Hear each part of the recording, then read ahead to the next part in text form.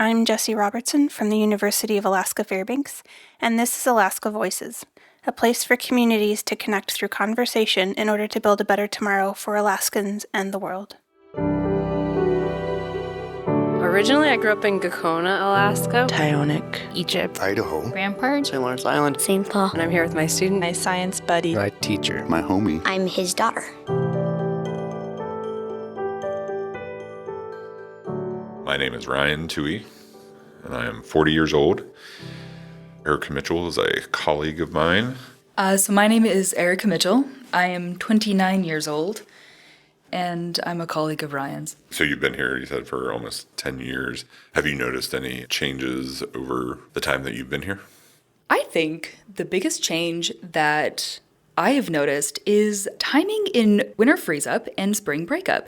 And I think that everybody says that because it's something that annoys us. So my mother grew up here, and she talks about freezing winters and tons of snow.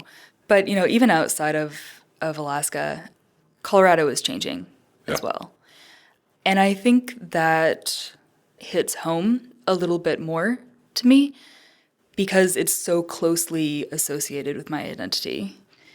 I'm a desert person.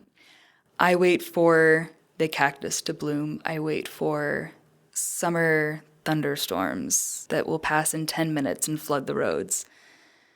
And to hear that precipitation levels are changing, the patterns are changing, the snowpack is lessening, that makes me think about my home community's water supply, but also the water that we have available to irrigate crops. Because that is one of southern Colorado's really special gems, I think.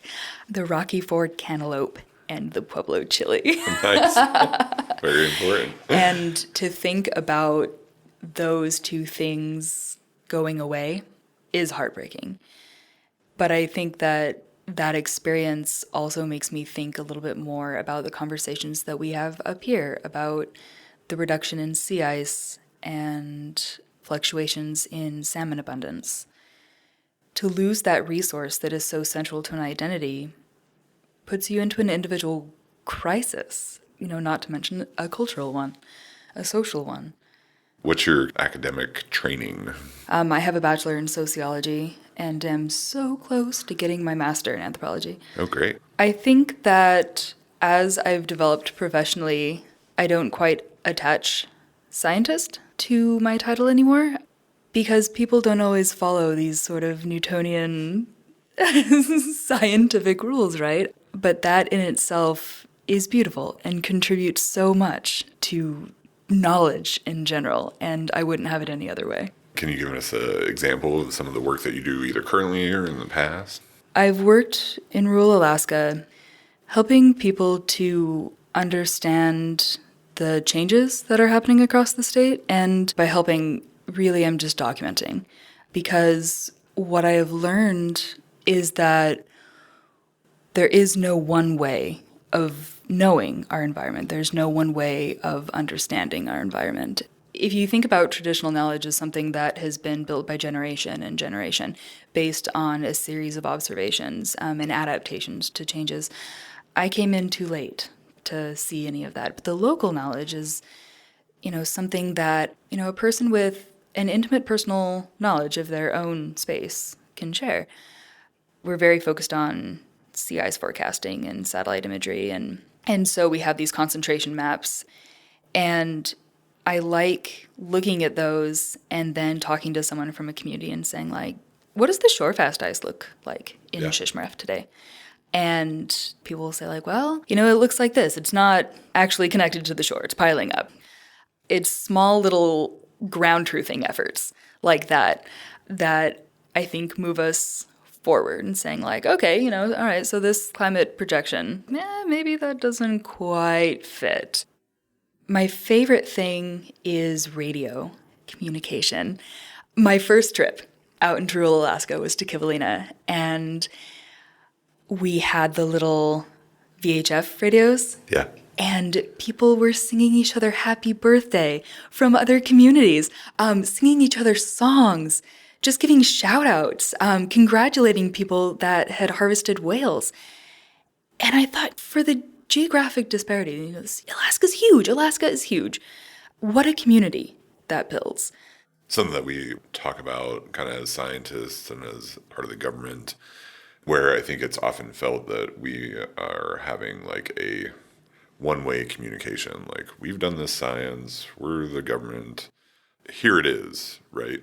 And I don't think that model necessarily works that great for like specifically talking with Alaskan Native communities. Do you have any thoughts on like good ways to communicate science and encourage that two-way communication?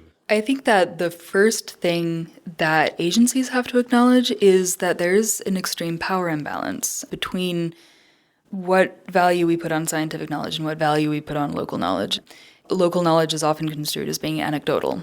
And the more that agencies create a space for the inclusion of local knowledge, the better their science will become. I am quite sure of this. I think that one of the biggest things I've learned from working in communities is that I earn a salary as a scientist and I get paid to go out to these communities. And I have certain like science questions that I'm interested in for my own career and that type of thing. And hopefully that's very applicable to the communities.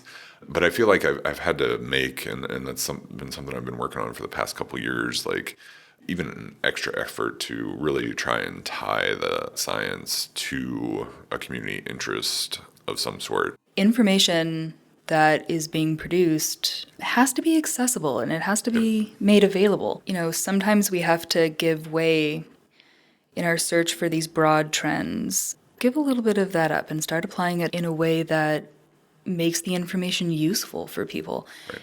That's when you put value in it. Right. And that's when people engage. And that's when you learn all the different ways that people are understanding what's going on. And that's when it becomes cool. Yeah, totally, for sure. Well, thanks. I learned a lot today. It's been great to talk to you, Erica.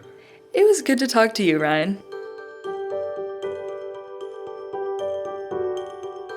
Alaska Voices builds bridges by creating a space where community members, friends, policymakers, and scientists can share stories and place-based knowledge.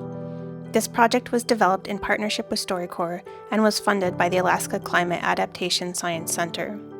Additional funding was provided by the University of Alaska Fairbanks Chancellor through a generous gift from the Bentley Family Trust to the University of Alaska Fairbanks. Alaska Voices would not be possible without the help and efforts of an amazing group of people.